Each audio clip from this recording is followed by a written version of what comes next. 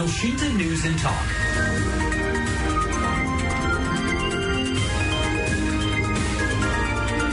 Pemerintah masih mengkaji wacana memutihkan iuran BPJS Kesehatan dari 23 juta orang warga. Pemutihan ini dimaksudkan agar peserta jaminan kesehatan nasional yang masuk kategori tidak mampu tidak lagi terbebani utang masa lalu sehingga bisa kembali memulai iuran baru tanpa halangan administratif.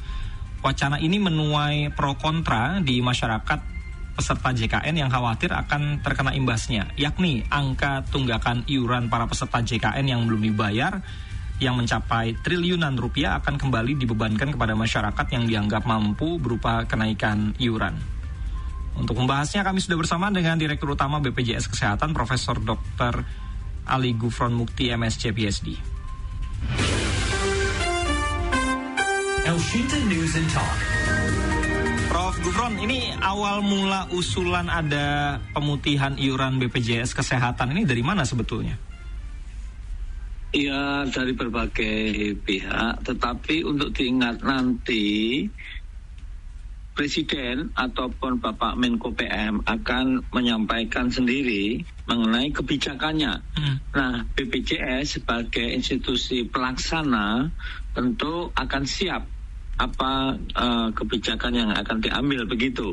Tetapi yang jelas bahwa negara ini ingin hadir membantu masyarakat agar akses pelayanan kesehatan itu tidak terganggu gara-gara memiliki tunggakan gitu, dan tunggakan itu umumnya sudah bertahun-tahun dan itu umumnya oleh mereka yang memang tidak mampu begitu. Ini rencananya akan disampaikan oleh Presiden atau Menteri PMK kapan, Pak? Menteri PM ya. Oh, PM ya, oke. Pemberdayaan masyarakat. Ya. Mohon maaf. Iya, Menko PM. Iya. Oh, saya nggak tahu justru itu, tapi mungkin tidak dalam waktu terlalu lama begitu. Pak, jumlahnya memang berapa banyak sih, Pak? Kalau dari sisi keanggotaan dan kalau dinilai dengan rupiah itu berapa banyak? Iya, itu nanti akan disampaikan, tetapi yang jelas itu menyangkut angka jutaan lah gitu ya. Dari sisi jumlah orang, dari sisi jumlah uang itu bisa triliunan seperti itu. Sehingga yang penting bukan di situnya, yang penting itu bahwa kebijakan ini nanti akan diupayakan sesuai target orang yang pas gitu. Jadi bukan mereka yang katakanlah mampu membayar kayak gitu. Jadi memang mereka yang tidak mampu begitu, sehingga ini tidak disalahgunakan dan tidak fraud ya. Mereka yang punya tunggakan sebetulnya mampu tapi nggak mau, terus wah nanti saya tunggu lagi saja biar nanti dihapuskan lagi gitu, tidak ada itu. Nah, berarti kan kita bisa identifikasi mereka yang tidak bayar itu berarti ada yang willing to pay-nya atau ability to pay-nya itu tidak sesuai, Pak. Jadi kemauan mau bayar, jadi punya kemampuan dia nggak mau bayar. Betul. Atau dia yang memang nggak bisa bayar ya karena nggak punya uangnya. Mungkin buat bayar BPJS Kesehatan aja susah gitu, Pak. Apalagi buat makan sehari-hari gitu. Gimana tuh nanti mengidentifikasi hal itu? Oh bisa. Sekarang ini kan ada namanya DataSen ya. DataSen itu data terpadu sosial ekonomi nasional. Itu dijadikan satu gitu sehingga nanti ditelusur. Jadi tidak sembarangan gitu. Nah, jadi secara teknis tentu BPJS Kesehatan siap bekerja sama entah dengan Bappenas atau dengan katakanlah Menko PM ataupun data-data yang ada itu kan dari ini ya, dari istilahnya dari data ini BPS gitu, Biro Pusat Statistik Nasional itu. Gitu. Sudah. Tapi intinya, intinya itu bagaimana masyarakat negara hadir, masyarakat tidak aksesnya tidak terbebani. Untuk diketahui ya, BPJS Kesehatan itu sebagai institusi pertama kali lah Indonesia sejak merdeka masuk nominasi Nobel ya. Nobel bukan main-main, masuk nominasi, hampir saja menang ya. Nah, nanti akan dimasukkan kembali gitu. Dan bukan BPJS ya yang masukkan itu dari luar. Apa kalau kedapatan nanti yang tidak mampu bayar kemudian diputihkan atau dianggap ya sudah lunas lah begitu ya? Apakah nantinya mereka yang tidak mampu bayar ini akan dimasukkan ke dalam kategori peserta PBI, Pak? Iya, kan banyak justru yang sudah dulunya itu peserta bukan penerima upah, dia nggak terima upah, atau sektor informal tadi, kadang-kadang dapat gaji, kadang-kadang dapat uang, kadang-kadang enggak, kayak gitu. Nah, akhirnya yang bersangkutan itu dimasukkanlah PBI, penerima bantuan iuran, karena memang nggak punya uang. Tetapi karena aturan negara, peraturan yang berlaku itu yang bersangkutan masih dianggap kalau dulu punya utang, itu utang ditagih terus gitu loh. Nah, itu hal-hal seperti itu kan banyak. Nah, ini untuk dihapuskan sehingga PBI, penerima bantuan iuran itu tidak memiliki beban hutang gitu dan dianggap lunas gitu. Nah, untuk skema yang baru ini nanti apakah akan sama juga, akan seperti itu, Pak? Iya, akan seperti itu. Jadi ya tentu tidak hanya PBI saja, yang dulunya sektor informal, kemudian istilahnya itu menjadi PBU Pemda, ya peserta bukan penerima upah ya, atau sektor informal yang dibayari oleh Pemda, itu ada juga itu ya. Tapi kalau dulunya punya utang itu ditagih terus. Itu. Jadi bagaimana kemudian dihapus itu utangnya itu kayak gitu, sehingga dia tidak terbebani.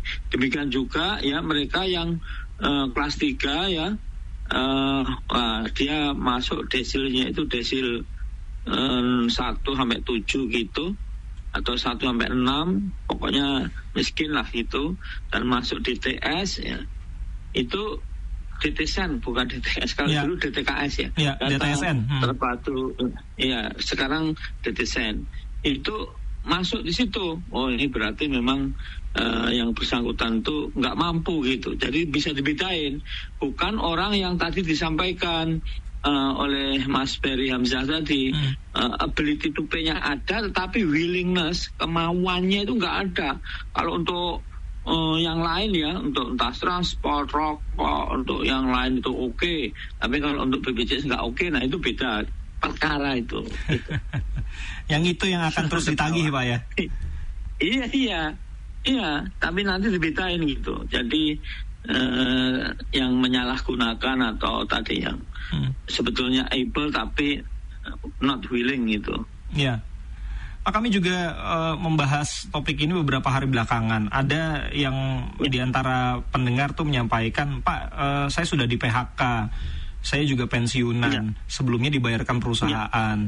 Kemudian saya nunggak beberapa bulan atau beberapa tahun ya, karena sudah tidak bekerja, sudah tidak ada pemasukan lagi. Nah, ini bagaimana? Apakah yang seperti ini kemudian perlu lapor ke dinas terkait supaya nanti pada saat misalnya ada proses pemutihan, mereka juga bisa masuk ke program ini begitu? Iya. Tapi ditunggu juga nggak apa-apa kan, istilahnya, maksudnya itu nanti ini semua tuh jadi fresh dari baru gitu loh. Baru orang yang memang nggak mampu itu dibayari oleh pemerintah, oleh negara, tetapi yang mampu, artinya itu mampu itu nggak dibikin ya, dia memang sebetulnya itu cuma prioritasnya aja. Kalau tadi saya sampaikan untuk transport, untuk komunikasi, untuk rokok dia bisa, tapi untuk BPJS nggak bisa, itu kan beda lagi itu. Nah seperti itu nanti kalau yang tadi nggak ada pemasukan, udah dipecat ini, nah itu pasti terlihat nanti gitu. Ya. Pak, selama ini bagaimana sih Pak skema yang berjalan di BPJS Kesehatan? Karena kerap kali juga kita menjumpai ya, ada masyarakat-masyarakat yang tadi Pak willing to pay ataupun ability to pay-nya itu sebetulnya ada tapi tidak mau. Nah, bagaimana untuk mereka-mereka yang ability to pay-nya oke ya, tapi mungkin willing-nya masih setengah-setengah nih? Apakah ada keringanan, ada program dari BPJS Kesehatan? Misalnya mereka bisa cicil dulu atau gimana? Ada, kita itu ada programnya itu rencana bayaran secara bertahap ya. Nah itu memang yang punya utang katakanlah 10 tahun, nah itu dihitung cuma 2 tahun gitu. cuman 24 bulan gitu.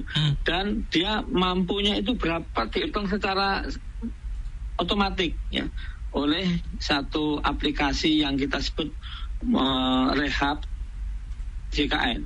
Jadi mobile itu sebetulnya yang sangat Pak Gufron, mohon maaf nih suaranya agak putus-putus. Jadi informasinya tidak tersampaikan jelas kepada pendengar. Boleh diulangi Pak? Tadi ada sistem rehab ya? Jadi, jadi di situ ada namanya rehab. Rehab itu aplikasi di download JKN ya, dengar ya, di mobile JKN ya. Menghitung sendiri kalau utangnya itu maksimum 20 atau 2 tahun.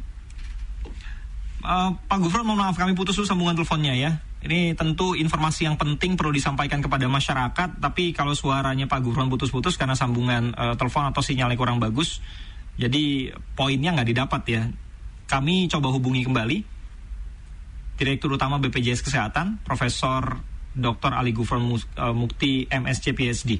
Jadi kita sedang membahas rencana pemerintah untuk memutihkan mereka-mereka yang menunggak iuran BPJS Kesehatan. Tercatat ada 23 juta orang warga, dan menurut informasi yang kami dapat ya, diperkirakan itu tunggakan iuran BPJS Kesehatan mencapai 7,6 triliun rupiah.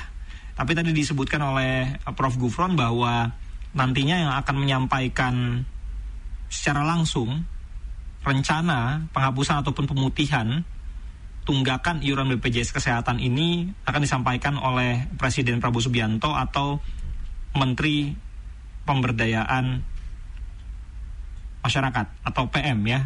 Prof. Gufron sudah bersama kami kembali. Prof. Gufron, mohon maaf, ini suaranya tadi terputus, mudah-mudahan sekarang sudah normal lagi. Ya. Waduh, sayang. Ya, ini saya sampaikan ya, mengulang, saya menangkap poinnya. Jadi kalau ada peserta yang menunggak misalnya 10 tahun dengan program rehab melalui mobile JKN, itu bisa dihitung kira-kira kemampuan untuk membayar tunggakan iuran BPJS Kesehatannya itu berapa. Bahkan bisa sampai hanya membayar 2 tahun atau 24 bulan saja begitu ya Prof ya? Iya, betul, otomatis itu. Nah, yang menarik sebetulnya itu kan maksimal periode angsurannya ya itu paling lama 12 bulan itu, meskipun tadi dihitungnya hanya maksimum 2 tahun. Nah, utangnya sendiri itu. Dan program rehab ini itu kan disambut positif sebetulnya oleh peserta JKN. Per 31 Desember 2024 itu sebanyak 1,37 juta jiwa telah mengikuti program rehab, dan sebanyak 910.000 lebih itu sudah aktif kembali gitu. Dan dari program rehab itu total iuran terkumpul 1,69 triliun seluruh Indonesia gitu. Dan itu rupanya kan orang-orang yang ya masih mampu tapi berat gitu. Tapi bukan tidak mampu lah. Kalau tidak mampu terus punya utang, nggak mungkin terbayar juga gitu. Nah itu membebani juga gitu. Prof, sebetulnya apa sih dampaknya ketika peserta BPJS Kesehatan ini kemudian tidak membayar iurannya ya? Entah dengan berbagai macam alasan tadi ya.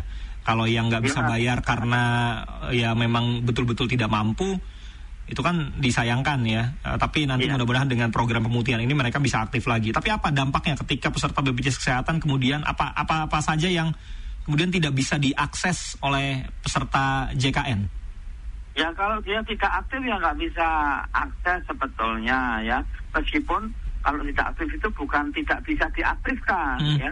Bisa diaktifkan kalau syarat-syarat itu dipenuhi gitu. Memang masyarakat kita ini secara umum ya perlu untuk kita sama-sama sadar bahwa kesehatan itu mahal dan kesehatan itu penting. Tetapi kita bersama-sama bisa tolong-menolong, bisa akses ke pelayanan kesehatan kalau kita itu gotong royong gitu, saling menolong, saling membantu lah. Kalau kemudian nggak mau tolong-menolong waktu sehat, tiba-tiba sadar waktu sakit, itu sudah terlambat ya. dan sulit akses. Nah, akhirnya semua jadi rugi. BPJS rugi. Kenapa? Nah, harusnya ada pemasukan, nggak ada pemasukan. Harusnya bisa bayar baik ke rumah sakit, ke vaskes, kurang karena sebagian tidak bayar. Yang tidak bayar akhirnya kesulitan akses. Kalaupun akhirnya bayar, ya bisa kena denda pelayanan gitu dan lain sebagainya gitu.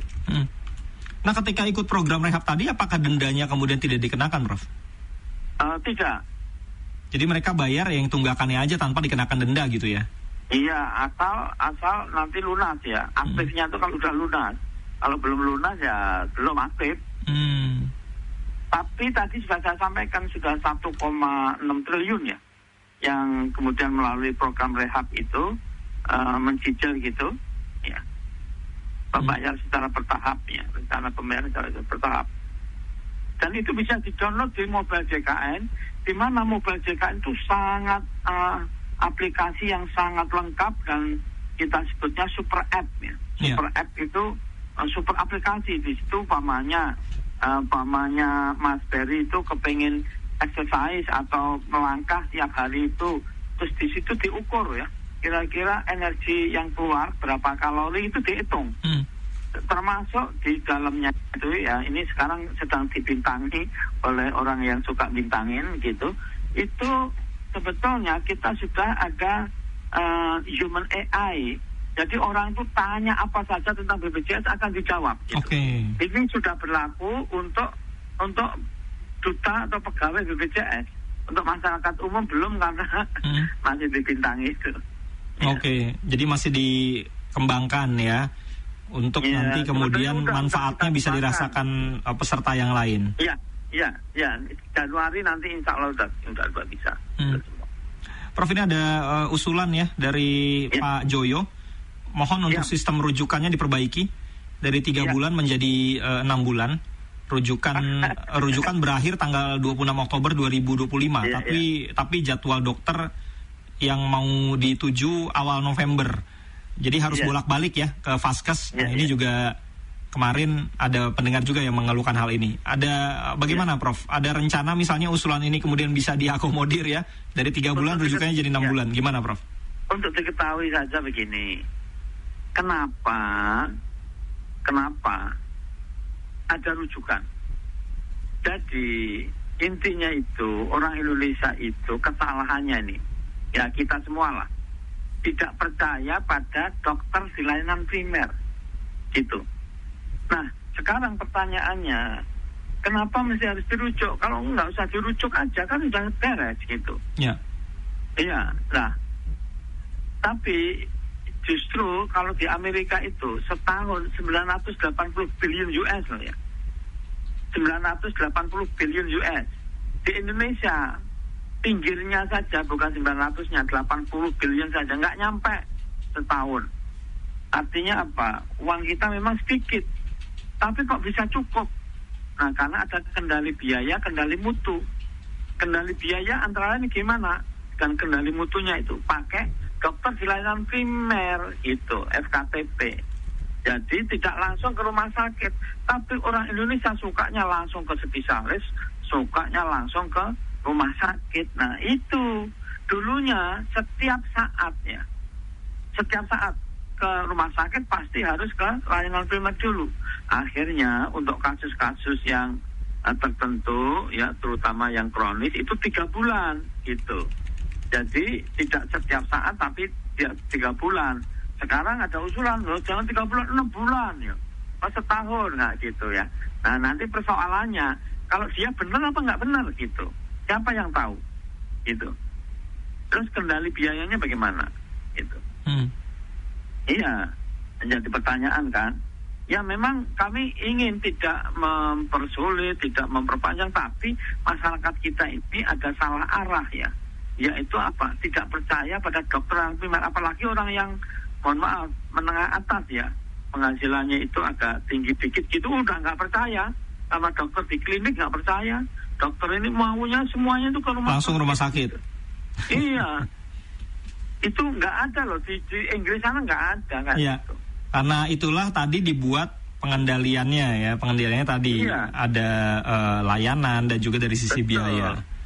Saya itu di Inggris malah ketemu Bu El Sinta. Iya. Sempat ketemu ya, Prof ya? Iya, bisa tanya sama namanya Bu El Sinta, di Radio El Sinta. Iya. Bagaimana di Inggris itu? Orang itu langsung ke rumah sakit, memang begitu?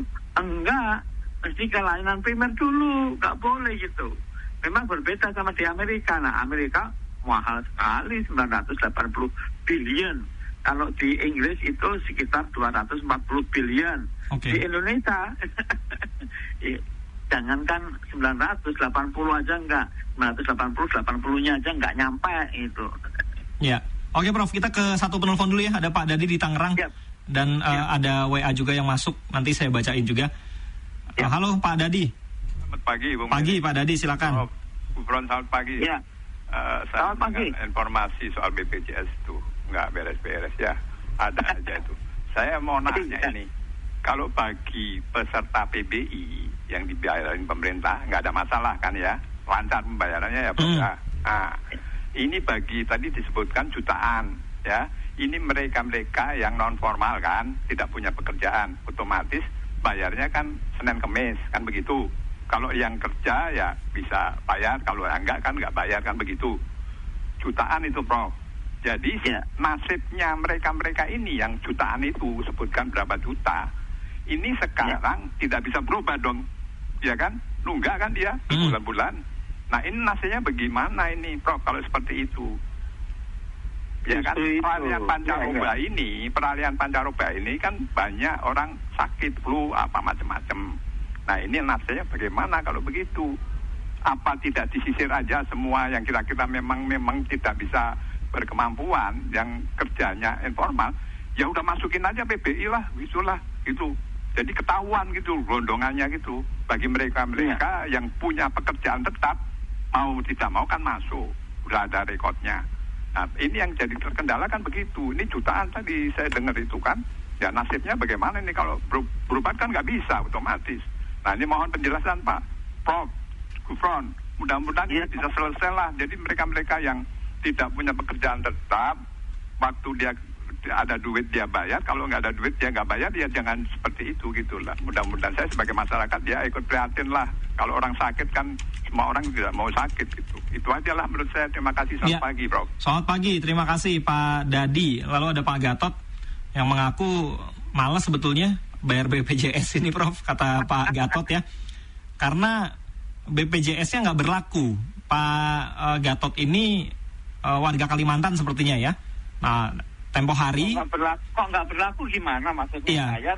Jadi gini Bro, saya coba ceritain dulu ya apa yang dialami oleh Pak Gatot. Pak Gatot ini peserta BPJS di Kalimantan, tapi waktu mau pakai di Jakarta nggak bisa karena ya mungkin maksudnya di luar wilayah Kalimantan ya. Nggak sekali dua kali itu ditolak di Puskesmas Setiabudi, kata Pak Gatot. Ini saya nggak tahu nih aksesnya kapan, tapi setahu saya sekarang BPJS Kesehatan itu sudah bisa dipakai di seluruh Indonesia, asalkan pertama kita nggak nunggak, terus kita sebutin NIK kita. Karena sekarang udah nggak perlu pakai kartu, selama kita ingat NIK-nya itu kita bisa akses. Silakan, mungkin bisa dilengkapi, Prof. Gufron. Ya, pertama ke Pak Dadi dulu. Terima kasih Pak Dadi. Betul sekali, memang banyak masyarakat yang kesulitan, justru yang sulit. Tapi harus dibedain loh ya, sulit sama tadi ability sama willingness. Kalau tidak ada kemauan itu beda lagi ceritanya. Dia mampu tapi nggak mau. Nah itu beda sama yang tidak mampu. Sepanjang tidak mampu yang disebutkan Pak Dadi tadi, saya amat sangat setuju. Justru itulah maka diputihkan, maka yang bersangkutan harusnya lapor juga ya. Tapi yang menentukan seseorang itu apakah masuk tidak mampu atau mampu itu bukan BPJS. Nah ini kesalahan orang, dikira BPJS. Bukan, yaitu Kementerian Sosial. Kementerian Sosial untuk di tingkat nasional. Di daerah namanya Dinas Sosial gitu. Jadi ini harus dipahamin. Bukan BPJS. BPJS itu menjalankan menerima. Kalau disebut oleh tadi yang mengeluarkan orang miskin kok nggak dimasukkan, itu bukan BPJS gitu. Jadi saya sepakat dengan Pak Dadi, kalau memang tidak mampu ya dia harus masuklah PBI, dia harus dimasukkan sampai kesulitan akses. Tapi dia harus satu, menjaga kesehatannya. Dua, ya kalau mampu punya duit ya bayarlah kayak gitu kan, gotong royong kayak gitu. Begitu ya. Yang untuk Pak tadi. Nah, untuk Pak Gatot begini, memang di BPJS itu setiap 3 bulan ya itu boleh milih orang ke klinik gimana aja. Kalau Pak Gatot itu di Kalimantan ya di Kalimantan. Tapi kalau Pak Gatot itu katakanlah di Jakarta ya boleh pindah di Jakarta, silakan aja kayak gitu. Yang jelas seluruh Indonesia itu berlaku, tetapi harus memenuhi prosedur. Prosedurnya itu memilih SKTP dulu. SKTP di mana? Tetapi sekali 2 kali itu boleh. Kalau pas pergi gitu ya, itu bisa berlaku sampai 3 kali itu. Pergi ya ke klinik mana saja boleh ya. Tetapi tidak seterusnya. Kenapa? Karena BPJS kan bayarnya itu kepada kliniknya itu, ke kapitasi, modelnya kapitasi gitu. Jadi kalau tadi di orang Kalimantan terus di Jakarta sesekali itu boleh gitu. Tetapi sekali lagi kalau nggak boleh terus kesulitan gimana? Lapornya di Care Center 165 atau WA di 08118105105 atau ke kantor BPJS cabang setempat ya, terdekat gitu. Bisa. Itu. Ya. Oke, Prof, sebagai penutup dari perbincangan kita, bagaimana sejauh ini upaya dari BPJS Kesehatan, Prof, untuk membuat masyarakat menyadari bahwa ketika kita sedang sehat pun itu tetap kita harus siap-siap ya, termasuk dalam hal BPJS Kesehatan ini. Jadi ya meskipun kita tidak sakit atau dalam kondisi sehat, kita tetap membayar sebagai upaya untuk persiapan bagi kita nanti pada saat sakit, sehingga tidak tiba-tiba ya nggak sakit, sehat, nggak usah bayar lah, bayarnya nanti aja pas kita sakit. Dan jangan sampai juga kebijakan wacana pemutihan iuran BPJS Kesehatan ini jadi moral hazard, sehingga masyarakat akhirnya nanti ntar aja lah, saya nungguin, mungkin nanti akan ada pemutihan lagi gitu. Bagaimana, Prof? Silakan. Justru itu makanya kesadaran masyarakat ini mari kita bangun bersama-sama bahwa orang sakit itu tidak diundang loh. Tetapi untuk BPJS Kesehatan sekarang ini tidak sakit pun bisa memanfaatkan ya. Bisa konsultasi, bisa screening, bisa menulis, memanfaatkan mobile JKN, bisa macam-macam. Itu jelas kalau orang concern itu murah. Tetapi banyak masyarakat kita itu belum begitu sadar ya tentang kesehatannya. Mari kita bangun bersama-sama ya, bahwa sehat itu mahal, sehat itu penting. Orang kalau nggak sehat nggak bisa produktif, nggak bisa kerjasama. Maka orang bijak mengatakan health is not everything, without health everything is nothing. Kesehatan bukan segala-galanya, tanpa kesehatan segala-galanya tiada artinya. Sehingga harus kita rawat ya tubuh kita, badan kita olahraga, kita bersih, dan kemudian kita bayar BPJS atau asuransi untuk apa ya kalau sesuatu terjadi kayak gitu. Itu harus, jangan sampai untuk merusak tubuhnya dikeluarkan uang, untuk yang lain keluarkan uang, untuk merawat dirinya tidak. Itu saya kira salah di dalam mengantisipasi dan memperilaku kita. Dan di Indonesia ini luar biasa sampai masuk nominasi Nobel itu karena sifat gotong royongnya itu, kekerabatan, kemasyarakatan, ikatan sosial ya, terus ya saling spiritualitasnya bagus, saling doa, beribadah kayak gitu ya. Itu bagus sekali yang harus dirawat gitu. Demikian Pak Berry, Mas Berry, jadi harus bersama-sama kita semua nih, nggak bisa sendiri, nggak bisa. Elshinta News and Talk.